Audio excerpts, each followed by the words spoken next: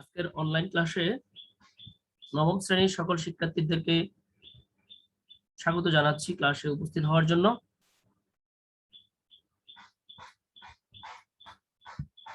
আজকে আমরা রসায়ন বিষয়ের তৃতীয় অধ্যায় পদার্থের গঠন এই সাবজেক্টটা নিয়ে আলোচনা করব। এটা আমাদের ধারাবাহিক আলোচনার একটি অংশ, যেখানে আমরা গত ক্লাসে ইলেকট্রন বিন্যাস অর্থাৎ এসপিডিএফ দিয়ে যে ইলেকট্রন বিন্যাস করা হয় সেটা আমরা শিখেছিলাম। আজকে এই ইলেকট্রন বিন্যাসের বিস্তারিত আলোচনার পাশাপাশি পর্যায় সারণীটা আমরা একটু দেখব। আশা করি তোমরা এই ক্লাসটা করার পর ইলেকট্রন বিন্যাস এবং পর্যায় সারণী বিষয়ে অনেকটা আইডিয়া পাবে। তাহলে আমরা শুরু করি আজকের ক্লাস। গত ক্লাসে আমরা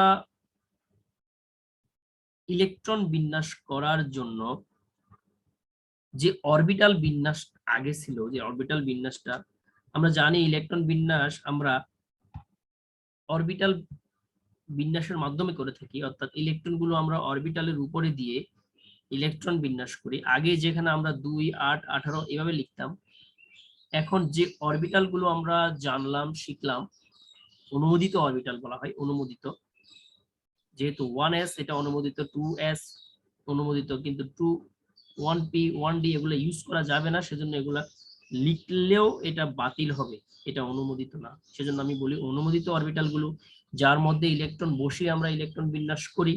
এখন কোনটাতে আগে ইলেকট্রন যাবে কোনটাতে পরে যাবে এটা নিয়ে যেহেতু একটা ঝামেলা হয়েছিল আমাদের, এই ঝামেলাটা ওভারকাম করার জন্য বিজ্ঞানী আউবাউ একটা নীতি দিয়েছিল যে সবার আগে সর্বনিম্ন শক্তি সম্পন্ন অরবিটালে ইলেকট্রন প্রবেশ করবে।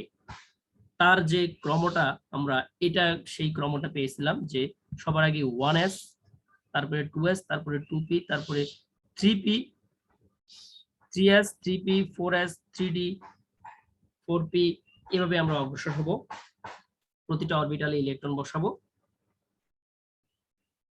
তো এই ইলেকট্রন বিন্যাসগুলো আমাদের গত ক্লাসে হোমওয়ার্ক ছিল, তোমাদেরকে বলেছিলাম যে মিনিমাম 30টা 36টা মতো দিয়েছিলাম।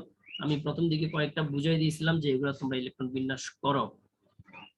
তো আশা করি তোমরা করছো, করে অবশ্য আমাকে তোমাদের গ্রুপে অবশ্যই দিবা। যেমন 6, 7, 8 ওরা অলরেডি আমার এই গ্রুপগুলোতে এই হোমওয়ার্ক গুলো দেয়। তোমরা মনে হচ্ছে জানো না, কেউই দেও নাই, বা পার্সোনালি আমার হোয়াটসঅ্যাপে দিলে অবশ্যই এটা বেশি হয়ে যাবে। তোমরা গ্রুপের মধ্যে সবাই সিরিয়ালি দিলে বিষয়টা সবাই দেখতে পেল, তাইলে আগামীতে অবশ্যই এটা করবা। দেখো এখানে ইলেকট্রন বিন্যাসগুলো আমরা সিরিয়ালি পড়েছিলাম। সবার আগে 1s ফিল আপ করছি, এই যে 1s ফিল আপ করছি এই 2 ঘরে, তারপরে এই 2 ঘরে 2s ফিল আপ করছি, তারপরে এই 3p ফিল আপ করছি, 2p ফিল আপ করছি, তারপর আবার 3s। এভাবে আমরা একটা একটা অরবিটাল আনছি, একটা একটা অরবিটাল ফিল আপ হয়েছে, একটা একটা অরবিটাল আনছি, একটা একটা অরবিটাল ইলেকট্রন দ্বারা পূর্ণ হবে। এখন আমরা শেষ দিকের যদি কয়েকটা ইলেকট্রন বিন্যাস দেখি, যে আমরা যখন ইলেকট্রন বিন্যাস করতেছিলাম তখন আমাদের যেমন আর্গন তার ইলেকট্রন বিন্যাস ছিল এরকম যে 1s2, 2s2, 2p6, 3s2, 3p6, অর্থাৎ আমার 3p অরবিটাল সম্পূর্ণ হলো, 3p6 হলো, 3p7 দেওয়ার সুযোগ নেই। তখন আমাকে পরবর্তী অরবিটালের আশ্রয় নিতে হবে। 3p এর পরে আমার 3d আছে, কিন্তু থাকলেও আমি 3d এখানে আনতে পারবো না, আমি 4s কে নিয়ে আসলাম। কেন আনলাম? বিজ্ঞানী আউবাউ বলল যার যে অরবিটালের শক্তি কম সেটাতে আগে ইলেকট্রন দিতে হবে। তো আমরা ইলেকট্রন বিন্যাসের নিয়মটা, অরবিটাল বিন্যাসের নিয়মটা দেখে দেখলাম যে 3d এর তুলনায় 4s এর শক্তি কম ছিল, সেজন্য 4s টাকে নিয়ে আসতে বাধ্য হলাম। এই প্রশ্নটাই হয় পটাশিয়ামের সর্বশেষ ইলেকট্রনটি 3d তে না গিয়ে 4s এ চলে যায় কেন, এটাই তার ব্যাখ্যা। হ্যাঁ নিয়ে আসো, এবার তুমি একটা ইলেকট্রন 4s1 এ দাও। ক্যালসিয়ামের ক্ষেত্রেও একই রকম, 18টা যখন এইটুকু ফিল আপ হলো আর 2টা ইলেকট্রন 3d তে না গিয়ে 4s এ দিব। এবার আমি যখন স্ক্যান্ডিয়াম ইলেকট্রন বিন্যাস করতে যাব তখন আমার এটুক পর্যন্ত 18 হলো, তারপরে আমি 4s আনলাম আরো 2টা, 20টা হলো আমার আরো একটা ইলেকট্রন বাকি আছে, সেটা আমি কোন অরবিটালে বসাবো। তখন দেখলাম যে এটা আমাকে বসাইতে হবে যে এর পরবর্তী অরবিটালটার মধ্যে। তো 4s এর পরে আমাদের যে সিরিয়ালি আসে সে হচ্ছে 3d। তখন আমি 3d এটার মধ্যে এই লাস্ট ইলেকট্রনটা বসাবো, অর্থাৎ 3d1। এভাবে এবার আমি ডিতে একাধারে 10টা ইলেকট্রন দিতে পারবো, যেহেতু ডি অরবিটালের ইলেকট্রন ধারণ ক্ষমতা হচ্ছে 10টি। তাহলে এরপরে টাইটানিয়াম 22 নম্বর মৌল, যেটা এখানে যেহেতু স্ক্যান্ডিয়ামে D1, এর পরবর্তী ইলেকট্রনটি ডিতে যাবে D2, ভ্যানাডিয়ামের ক্ষেত্রে যাবে D3, ক্রোমিয়ামের ক্ষেত্রে যাবে D4। কিন্তু এটি আমাদের ব্যতিক্রম হয়ে দাঁড়ালো, D4 হয় নাই, এটা আমি D5 লিখলাম। এটা গত ক্লাসে অবশ্য বলেছিলাম সুন্দর করে, D5 লিখলাম। তবে D4 হওয়ার কথা, D5 হলো একটা ইলেকট্রন কোত্থেকে আনলাম, ওই যে আগের 4s থেকে নিয়ে আসলাম। কেন আনলাম সেটা ব্যাখ্যাটা পরে দিব, এখন জাস্ট একটু মনে রাখো, স্থিতিশীলতা অর্জনের জন্য। যে D4 এটা চেয়ে D5টা অধিক স্থিতিশীল, যেহেতু একটু স্থিতিশীল কাঠামোর কাছাকাছি চলে আসছে, তাহলে সে এই সামনের একটা অরবিটাল থেকে ইলেকট্রন নিয়ে মোটামুটি সে একটা স্থিতিশীল পজিশন নিয়ে থাকতে চায়। এই জন্য আমরা D4 কখনো লিখি না, D4টাকে D5 লিখি, যার জন্য একটা ইলেকট্রন আগের অরবিটাল থেকে নিয়ে নেই। এর পরের গুলো আবার কিন্তু একই রকম, অর্থাৎ ম্যাঙ্গানিজটা তুমি যদি দেখো, এখানে তুমি দেখবা আবার D5 ঠিক আছে, ওই বাড়তি ইলেকট্রনটা আমি D4 এই 4s দিয়ে দিলাম, তাহলে আবার 4s2 হয়ে গেল। এবার আয়রনের ইলেকট্রন বিন্যাস দেখো, আয়রনের ইলেকট্রন বিন্যাস লেখো যে D4 এর পরে D5 এর পর হয়ে যাবে D6, কোবাল্টের ক্ষেত্রে D7, কোবাল্টের ক্ষেত্রে D7, তারপরে নিকেলের ক্ষেত্রে D8, কপারের ক্ষেত্রে D9 হওয়ার কথা ছিল। আবারও একটা ব্যতিক্রম আসলো, এখানেও D9 হয়ে D না হয়ে D10 হবে। কেন হবে? ওই কথা একটাই, স্থিতিশীলতা অর্জনের জন্য, যেটা ব্যাখ্যা আমি সিরিয়ালি পরে আসবো। যে এখানে D10টা অধিক স্থিতিশীল একটা কাঠামো, তো সে D9 যখন হয়, একটা কাঠামোর স্থিতিশীল কাঠামোর কাছাকাছি চলে আসছে, সে তার আগের অরবিটাল থেকে একটা ইলেকট্রন নিয়ে সে D10 হয়ে থাকলো। পরবর্তী জিঙ্কের মধ্যে যে ইলেকট্রন একটা বাড়বে, সেটা আবার 4s দিয়ে 4s2 হলো। এরপরে যখন আমার D10 শেষ, ডি অরবিটাল পূর্ণ হলো, তখন পরবর্তী অরবিটাল হিসেবে আসবে 4p, অর্থাৎ গেলিয়াম যেটা আছে তার সর্বশেষ ইলেকট্রন থাকবে 4p তে। তারপরে germanium, arsenic, selenium, bromine, krypton, এভাবে P2, P3, P4, P5, P6, এইভাবে তারা ফিল আপ হয়ে হয়ে থাকবে। এটি হচ্ছে ইলেকট্রন বিন্যাস। তো আমরা যদি দেখি রসায়ন বিজ্ঞানে, ইনঅর্গানিক রসায়ন বিজ্ঞানে, শুধু ইনঅর্গানিক না, টোটাল রসায়ন বিজ্ঞানে ইলেকট্রন বিন্যাসটা একটা ব্যাপক জিনিস। ব্যাপক জিনিস কতটা ব্যাপক সেটা আমরা যেহেতু এখনো কেমিস্ট্রির ওইরকম পড়ি নাই, আমরা ধীরে ধীরে জানবো, তখন বুঝতে পারবে। অর্থাৎ কেমিস্ট্রির যে দুইটা মেজর অংশ, জৈব যৌগ, অজৈব যৌগ, অর্গানিক, ইনঅর্গানিক, ইনঅর্গানিকের টোটাল আলোচনাটাই হয় এই ইলেকট্রন বিন্যাসের উপর ভিত্তি করে। একটা মৌলের যোজনী কত, একটা মৌলের যোজ্যতা ইলেকট্রন কত, সে ধাতু নাকি অধাতু, ইলেকট্রন ত্যাগ করবে নাকি গ্রহণ করবে, আয়নিক যৌগ গঠন করবে নাকি সমযোজী যৌগ গঠন করবে, গণনাঙ্ক বেশি হবে কি কম হবে, পরিবর্তনশীল যোজনী প্রদর্শন করবে না করবে না, একাধিক রকমের যৌগ তৈরি করবে নাকি করবে না, সকল ব্যাখ্যা এই ইলেকট্রন বিন্যাস থেকেই দেওয়া যায়। পর্যায় সারণীতে কোথায় বসবে, কেন বসবে, সবকিছুর ব্যাখ্যা এই ইলেকট্রন বিন্যাস থেকে। সুতরাং এটার ব্যাপকতা এত বেশি যে এটা ছাড়া কেমিস্ট্রি কল্পনাই করা যাবে না। এবং এটা যদি ভালো মতো জানো, কেমিস্ট্রির মোটামুটি বিশাল একটা অংশ তোমার জানা হয়ে গেল। এখন এই যে ইলেকট্রন বিন্যাসটা আমরা শিখলাম, এটার কোন অংশটা আমাদের আলোচনার কেন্দ্রবিন্দু হয়, আলোচনার বিষয়বস্তু হয়, সেটা তোমাকে জানতে হবে। ইলেকট্রন বিন্যাসের মধ্যে অনেকগুলো অরবিটাল থাকে, তাই বলে সবগুলো অরবিটাল সম্পর্কে কি আমাদের জানতে হবে একটা ইলেকট্রন বিন্যাসের? না, শুধুমাত্র সর্বশেষ কাঠামোটা নিয়ে আমাদের আলোচনা হবে। আমরা ডায়াগ্রাম ইলেকট্রন বিন্যাসে দেখলাম প্রথম স্তর, দ্বিতীয় স্তর, তৃতীয় স্তর, এইভাবে সবসময় সর্বশেষ শক্তি স্তরটা নিয়েই আলোচনা হয়। কারণ ইলেকট্রন আসবে যাবে, বন্ধন তৈরি করবে, ইলেকট্রন গ্রহণ ত্যাগ হবে, সবকিছু সর্বশেষ শক্তি স্তরেই হয়, ভিতরেরটা অক্ষত থাকে। সেজন্য সর্বশেষ শক্তি স্তরটা আমাদের চেনাটা জরুরি। তো আমি আজকে এই সর্বশেষ কাঠামোটা চিনাবো তোমাদেরকে, ওইটা দিয়ে আমাদের আলোচনা চলবে আজকে যতটুকু আমরা আলোচনা করতে পারি। এখন আমাদের কাজ হচ্ছে মৌলের ইলেকট্রন বিন্যাসের ফলে সর্বশেষ শক্তি স্তরটা চেনা। আমি এখানে কালার করে দেখাবো, তোমরা কালার করতে হবে না, সর্বশেষ শক্তি স্তরটাকে বক্স করে ফেলবা। যেমন হাইড্রোজেনের ক্ষেত্রে একটাই অরবিটাল, এটাই তার সর্বশেষ শক্তি স্তর। হিলিয়ামের ক্ষেত্রে একটাই অরবিটাল, এটাই তার সর্বশেষ শক্তি স্তর। যখন লিথিয়ামে যাব, দুইটা অরবিটাল আমার আছে, একটা একের, একটা দুইয়ের, একটা প্রথম স্তর, একটা দ্বিতীয় স্তর। আমি বললাম সর্বশেষ শক্তি স্তরটাই সর্বশেষ শক্তি স্তর, প্রথমটা আমার আর গোনার দরকার নেই, তাহলে অবশ্যই আমি 2 এর এসটাকেই সর্বশেষ শক্তি স্তর হিসেবে দেখব, 1s আমার আলোচনায় আর যাওয়ার দরকার নেই। একইভাবে বেরিলিয়ামের ক্ষেত্রেও একই রকম 2s অরবিটালটি আমার সর্বশেষ শক্তি স্তর। তোমরা অবশ্যই ইলেকট্রন বিন্যাস দিয়ে কোনো একটা জিনিস আলোচনা করার সময় সর্বশেষ শক্তি স্তরটা এরকম বক্স করে দেখাতে হবে, বা দেখালে ভালো।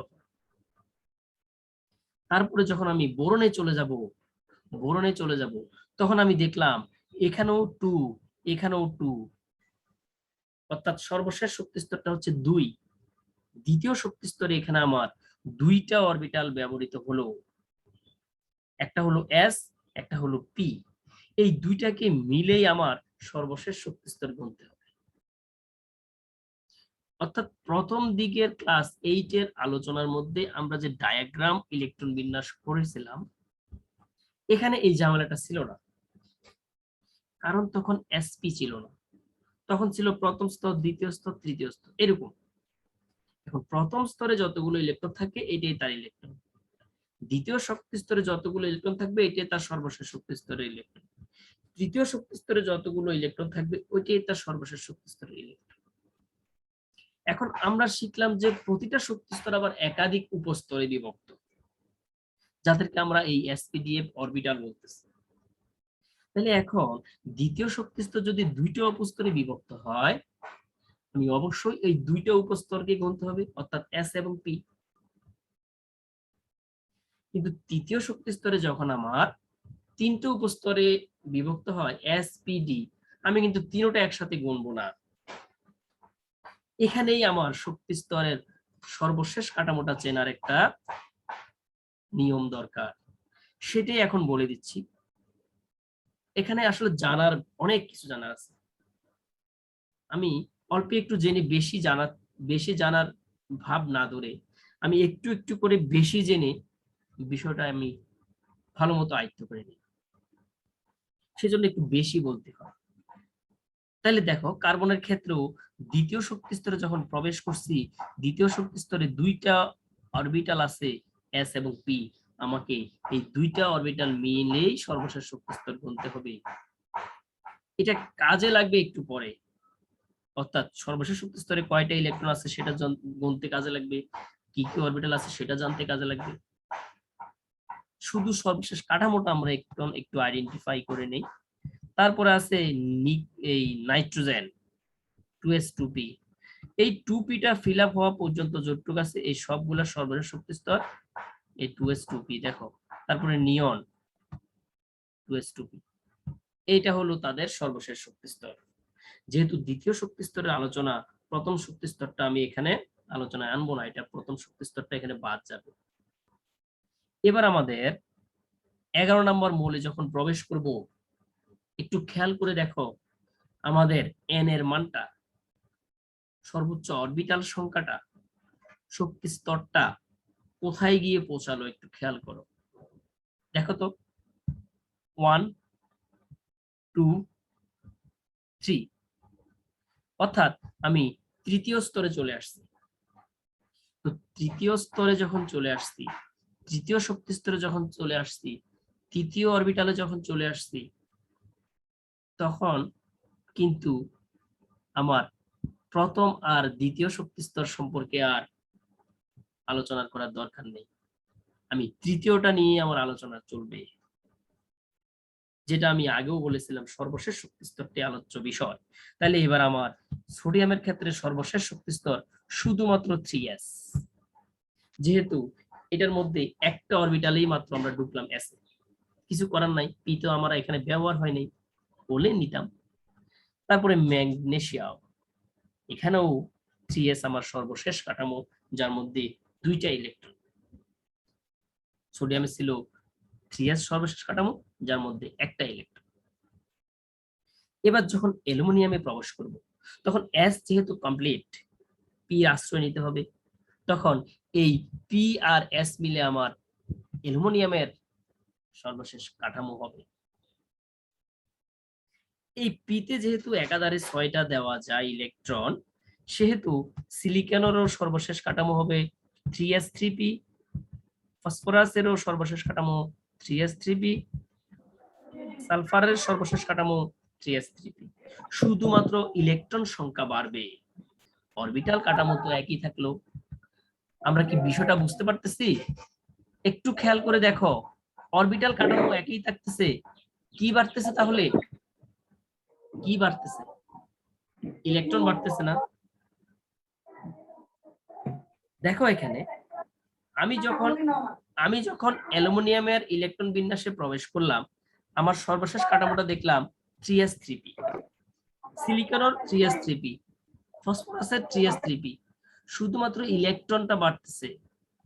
কিন্তু আমার একটু দয়া করে কার এখানে একটু আওয়াজ হচ্ছে, একটু সবাই মিউট করে রাখো, জাস্ট আমার কথাটা শোনো। কিছু বলার থাকলে তুমি অন করে বলতে পারবে, আর আমি যখন কিছু বলবো তোমরা আমার সাথে একটু কথা বললে আমার মনে হবে যে নেট ক্লিয়ার আছে। আমার কথা কি শুনতে পাচ্ছ তোমরা? জি স্যার। Good, thank you.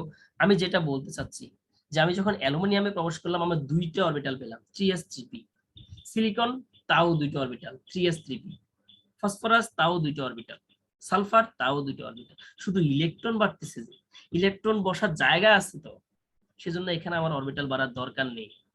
কতক্ষণ পর্যন্ত আমি এটা ধরে রাখতে পারবো? আর্গন পর্যন্ত। কতক্ষণ পর্যন্ত? আর্গন পর্যন্ত। হ্যাঁ, এবার যখন আমরা পরবর্তী মৌলটাতে যাব পটাশিয়ামে, তখন আমার নতুন অরবিটালের যুগে প্রবেশ করে ফেললাম, সেটা হচ্ছে 4s। তখন এটা আমার সর্বশেষ কাঠামো 4s। এখন 3 হিসাব পর্যন্ত আমার আর লাগবে না। যখন ক্যালসিয়ামে প্রবেশ করলাম, তখনও চতুর্থ যুগে প্রবেশ করে ফেললাম, 4g যুগ, এরকম। এটা মানে চতুর্থ শক্তি স্তরে প্রবেশ করলাম, এটা আমার সর্বশেষ শক্তি স্তর। কিন্তু যখন স্ক্যান্ডিয়ামে প্রবেশ করলাম, তখন কিন্তু আমি আবার 3D তে নেমে গেলাম। এখন একটা হিসাব মনে রাখো, 3D কে আমরা একা গুনি না, তার সাথে আমরা ওই 4s টা সহ গুনবো। এটার কারণটা হচ্ছে, দেখো আমি সর্বোচ্চ চতুর্থ শক্তি স্তরে চলে আসছি, কিন্তু চতুর্থ শক্তি স্তরের চেয়ে আবার 3D শক্তি বেশি। বিষয়টা কেমন এলোমেলো। তাইলে এই দুইটা মিলে আমার সর্বশেষ শক্তি স্তর গণা হয়। অর্থাৎ যখন ডি তে চলে যাব ইলেকট্রনটা নিয়ে ডি অরবিটালে, তখন আগের শক্তি স্তরের 4s টা সহ আমার সর্বশেষ শক্তি স্তর গণা হয়। এভাবে এবার আমি 10টা পর্যন্ত দিতে পারবো, যেহেতু ডি তে আমার 10টা পর্যন্ত ইলেকট্রন থাকা যায়, তাহলে আমার টাইটেনিয়ামের সর্বশেষ শক্তিস্তর হবে 4s3d। যদিও এই অরবিটাল বা n এর মান এখানে 1 2 বেশি হবে, একটা 4 একটা 3, একটা 4 একটা 3। তাহলে ভ্যানাডিয়াম হবে 4s3d। তারপরে কি ক্রোমিয়াম হবে 4s3d। ক্রোমিয়াম যেহেতু আগে থেকে লাল করে রাখছি, এটাকে আমরা অন্য কালার দেই। তারপরে ম্যাঙ্গানিজ হবে 4s3d। শুধুমাত্র ইলেকট্রন বাড়বে, আর সবকিছু তো ঠিক আছে, সব কাঠামোটা ঠিক থাকবে, ইলেকট্রন সংখ্যা বাড়বে। তাহলে এ হচ্ছে আমাদের সর্বশেষ ইলেকট্রন কাঠামো। তাহলে আমরা এই 30টা যৌগের সর্বশেষ ইলেকট্রন কাঠামো আমরা দেখলাম। এবার তুমি আরো 6টার যে ইলেকট্রন কাঠামো আছে এগুলোও দেখতে পারো, যেহেতু লেখা আছে আমরা শিখে ফেলি যে জার্মেনিয়াম, গ্যালিয়াম, আর্সেনিক তাদের সর্বশেষ কাঠামো তাইলে কোনটা দিয়ে। এদের সর্বশেষ শক্তি স্তরে পি দিয়ে শেষ হলো, তাহলে তাদের কাঠামো হবে ওই 4s3d4p। কেন হচ্ছে আমি একটু পরে আসতেছি। দেখো এইদের কাঠামো আবার 3টা অরবিটাল নিয়ে। আমি আগে এটা দেখাই দেই, পরে ব্যাখ্যাটা দিচ্ছি। এই 3টা অরবিটাল নিয়ে তাদের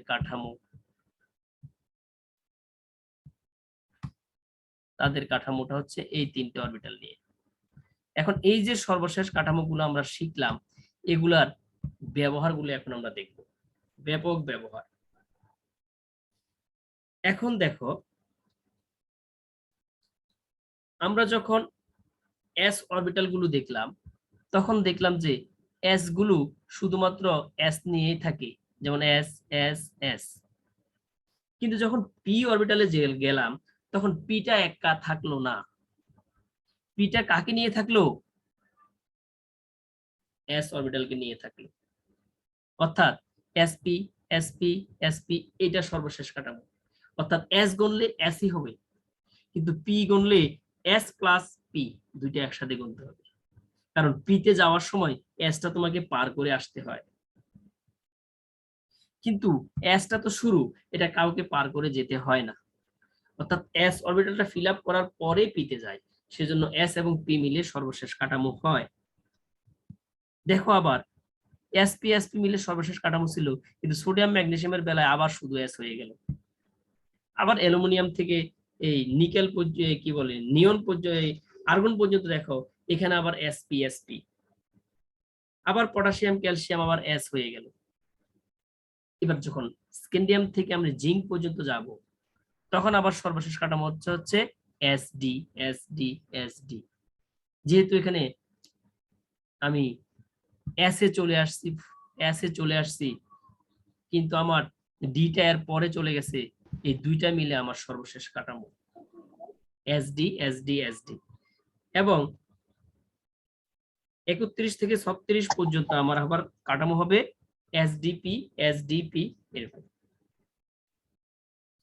এখন এই যে ইলেকট্রন কাঠামোগুলো আমরা দেখলাম, এই ইলেকট্রন বিন্যাসগুলোর আলোকে আমাদের টোটাল মৌলগুলোকে 4টা ভাগে ভাগ করা যায়। অর্থাৎ আমাদের অরবিটাল আছে 4টা, ইলেকট্রনগুলোকেও 4 ভাগে ভাগ করা যায়। কি কি? যারা সর্বশেষ শক্তিস্তরটা s এ গিয়ে শেষ হলো তারা s ব্লক মৌল। আমি তাদেরকে ব্লকে আলাদা করে ফেলতে পারি, ব্লকে। হ্যাঁ, একটা কলোনির মধ্যে, একটা শহরের মধ্যে সাজানো গুছানো একটা শহর, আবাসিক শহরগুলো আমরা যেগুলো বর্তমানে পরিকল্পিত, যেগুলো দেখি পরিকল্পিত নগরী, আবাসিক যে এলাকাগুলো থাকে, এখানে একটা গলি থাকে, এরপর একটা গলি থাকে, এরপর একটা গলি থাকে। অর্থাৎ একটা মেইন রোড থেকে অনেকগুলো গলি বের হয়। তোমার সবগুলো গলি দেখতে একরকম হতে পারে। তখন আমরা সামনে একটা সাইনবোর্ড লাগাই রাখি, ব্লক 1, ব্লক 2, ব্লক 3, ঠিক না? সেটা চেনার জন্য। অর্থাৎ এটা এই ব্লকের, এটা 2 নম্বর ব্লক, এটা 3 নম্বর ব্লক। এখানেও এরকম যে মৌল ইলেকট্রনগুলোর সর্বশেষ ইলেকট্রনটা s এ গিয়ে শেষ হলো, তাদের বাসাটা হচ্ছে s ব্লকে, অর্থাৎ তারা s ব্লকে থাকবে। যাদের সর্বশেষ শক্তি স্তরটা পি তে গিয়ে শেষ হলো তাদের বাসাগুলো হচ্ছে পি ব্লকে। যাদের সর্বশেষ শক্তি স্তরগুলো ডি তে গিয়ে শেষ হলো তাদের বাসাটা হবে ডি ব্লকে।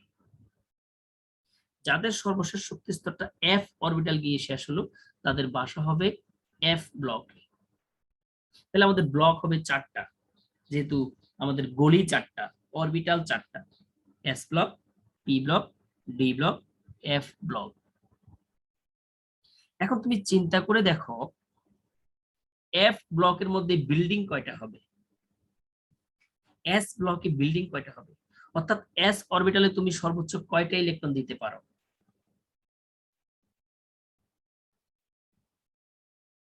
এস অরবিটালে তুমি সর্বোচ্চ কয়টা ইলেকট্রন দিতে পারো? স্যার দুইটা। দুইটা ইলেকট্রন দিতে পারো। অর্থাৎ এস ব্লকের মধ্যে আমার দুইটা বিল্ডিং, এস ওয়ান এর জন্য একটা বিল্ডিং, এস টু এর জন্য আরেকটা বিল্ডিং। এখন যখন তুমি পি তে যাবা, পি এর মধ্যে কয়টা ইলেকট্রন দেওয়া যায়? সর্বোচ্চ 6টা। সেজন্য আমার পি এর জন্য 6টা বিল্ডিং তুলতে হবে। পি ওয়ান যারা তোমরা এই বিল্ডিং এ থাকো, পি টু যারা তারা এই বিল্ডিং এ থাকো, পি থ্রি যারা তারা এই বিল্ডিং এ থাকো, এইভাবে 6টা বিল্ডিং তুলতে হবে।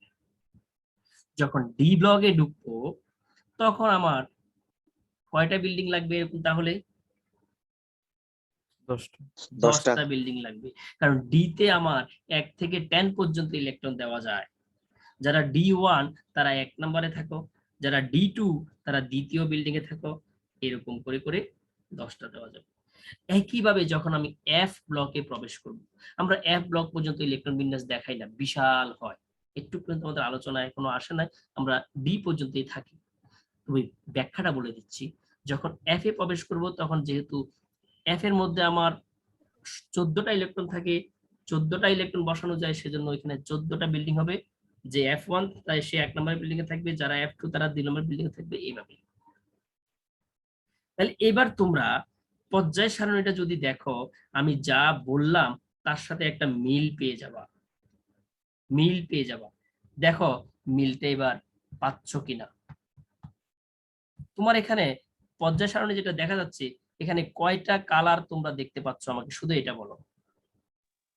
স্যার 4টা। 4টা কালার দেখা যাচ্ছে। প্রতিটা কালার একটা একটা অরবিটালের প্রতিনিধিত্ব করে। যেমন এখানে আমি কয়টা বিল্ডিং দেখতে পাচ্ছি? কোথায়? এইদিকে এই কালারের মধ্যে, মানে তুমি 1 তলা 2 তলা যদি ধরো, পাশাপাশি কয়টা বিল্ডিং দেখতে পাচ্ছি? দুইটা। অর্থাৎ এস ব্লকের জন্য একটু আগে বলে আসছি, এস ব্লকের জন্য 2টা বিল্ডিং তুলতে হবে, কারণ যারা এস ওয়ানে থাকবে তারা একটা বাসা একটা বিল্ডিং, যারা এস টু তে থাকবে তারা আরেকটা বিল্ডিং। তবে 2টা বিল্ডিংই কোন ব্লকের? এই 2টা বিল্ডিংই এস ব্লকের। গুড। তার মানে পর্যায় সারণীতে আমার 2টা গড় এস এর জন্য ছেড়ে দাও। তারপরে আমি হলুদ কালারটা যদি দেখি, এখানে কয়টা বিল্ডিং বা কয়টা গ্রুপ দেখা যাচ্ছে বলো তো? 6টা। যেটা একটু আগে ব্যাখ্যাটা দিলাম, পির জন্য 6টা বিল্ডিং দরকার। কিছু মৌল পি ওয়ানে থাকবে, কিছু মৌল পি টু তে, কিছু মৌল পি থ্রি, কিছু মৌল পি 4, 5, 6, 6টা লাগবে। তাইলে আমার এস এর জন্য 2টা, পি এর জন্য 6টা। এবার আমি এই যে মাঝের এই কালারটা, এটাকে কি কালার বলো তোমরা? মেয়েরা কালার সম্পর্কে একটু বেশি অভিজ্ঞ, একটু বলো তো। আমি বললে যদি আবার না মিলে তোমরা হাসাহাসি করবে। এখানে মাঝের এটাকে আমরা কি কালার বলতেছি? মিষ্টি কালার নাকি গোলাপি কালার? পিঙ্ক? বলো একজন, কালারটা বলো, আমি ব্যাখ্যাটা করে দিই, সময় কিন্তু চলে যাচ্ছে। মিষ্টি কালার। আচ্ছা মিষ্টি হোক পিঙ্ক হোক যাই হোক, বলো একজন, বললে তো একদম সুবিধা হয় ব্যাখ্যা করতে। পিঙ্কই তো। হ্যাঁ পিঙ্ক কালার। বলো, মেয়েরা এমন ভাবে কথা বলে মনে হচ্ছে ওদের এনার্জি চলে গেছে। পড়াচ্ছি আমি, এনার্জি চলে যায় তোমাদের। আচ্ছা যাক, এখন এই যে পিঙ্ক কালার আছে, এখানে কয়টা বিল্ডিং দেখা যাচ্ছে বা কয়টা ঘর বা কয়টা গ্রুপ দেখা যাচ্ছে? স্যার 10টা। 10টা। তাইলে আমার হয়ে গেল একই সিরিয়ালের এই বিল্ডিং গুলো সাজানো। তবে সাজানোটা একটু উল্টাপাল্টা হয়ে গেছে, সব জায়গায় এমন হয়। এই উল্টাপাল্টাটাকে নিয়ম হিসেবে ধরেই আমরা পড়ি, উল্টাপাল্টা গুলাকে নিয়ম হিসেবে ধরেই পড়ি। তাহলে শুরুতে এস কে বসাইছি, তারপরে কিন্তু আমি পি কে বসাই নাই, ডি চলে আসছে, পি চলে গেছে আবার পরে। তবে মাঝে আমি গ্যাপ রাখছি, এখানে কিন্তু গ্যাপ আছে, দেখো গ্যাপ দিয়ে চলে গেছে, এই জন্য ব্যাখ্যাটা আমি দেব পরে। নিয়ম হিসেবে এখন ধরে নাও, শুরুতে পি ব্লকের মৌলগুলো থাকবে, তারপরে ডি ব্লকের 10টা থাকবে, তারপরে এফ ব্লকের 6টা থাকবে, আরে পি ব্লকের। আর নিচে যে কালারটা দেখতে পাচ্ছ নীলের মতো, এটাকে আমি বলবো এফ ব্লক, এখানে আছে 14টা, দেখো ওরা নিচে বসে গেছে। আচ্ছা তাহলে এ হচ্ছে আমার ইলেকট্রন বিন্যাস, এ হচ্ছে আমার পর্যায় সারণীর সজ্জিতকরণ। কিছুই শিখি নাই পর্যায় সারণী, মাত্র চেহারা শিখতেছি, চেহারাটা, বিল্ডিং এর কালার। আমরা এখনো বিল্ডিং এ ঢুকি নাই, রাস্তায় প্রবেশ করলাম, রাস্তায় প্রবেশ করে একজনকে জিজ্ঞেস করলাম, ভাই আমি কি পর্যায় সারণী এই শহরে আসছি? বললো হ্যাঁ আপনি পর্যায় সারণী শহরে আছেন, আপনি কোন ব্লকে যাবেন? আপনি যদি এস ব্লকে যান তাহলে এদিকে চলে যান, আপনি যদি পি ব্লকে যান এদিকে চলে যান, আপনি যদি ডি ব্লকে যান এদিকে চলে যান, আপনি যদি এফ ব্লকে যান একটু পিছনে চলে যান, ওইদিকে আছে। ওইখানে গিয়ে জিজ্ঞেস করবা তুমি কত নাম্বার ব্লক এই বিল্ডিং এ যাবা, তারপরে বিস্তারিত। সুতরাং আমরা মাত্র এই পর্যায় সারণীর চেহারাটা দেখলাম। আগামী ক্লাসে অবশ্যই আমরা ডিটেলস জানবো এবং এই বিষয়গুলো আরো ক্লিয়ার হবে, তবে একটু সময় লাগবে, একটু সময় দিতে হবে, যেহেতু বিষয়টা একটু জটিল আছে, একটু গুরুত্বপূর্ণ। আমি চাচ্ছি ধীরে ধীরে আস্তে আস্তে বিষয়টা তোমাদেরকে একেবারে ক্লিয়ার করে দেওয়ার জন্য। তো ধন্যবাদ তাহলে সবাই।